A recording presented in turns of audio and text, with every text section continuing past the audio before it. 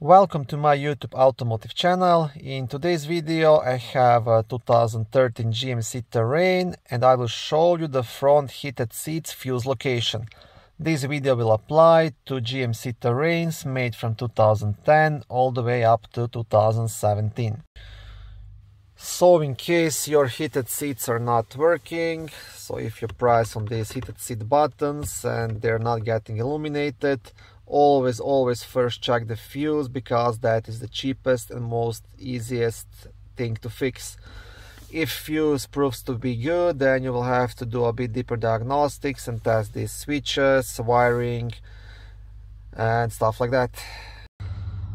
The heated seats fuse will be located in a fuse box under the front hood, which is right here. Now to unlock it and lift the cover, you will have two black clips, one on the right side and one on the left side.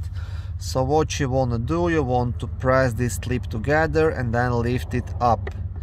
And you will do the same thing on the other side. Once you have removed the cover, on the back side of the cover you will have a small fuse diagram. And right here at the bottom right corner you will have a fuse puller, which you can use to remove any of the fuses.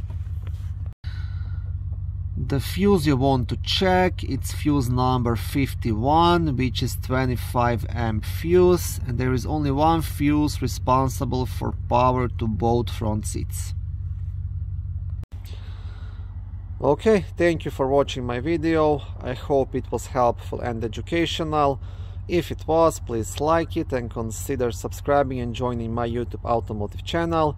On my channel there is lots of how-to videos, do-it-yourself videos, car reviews, product reviews and other similar automotive topics.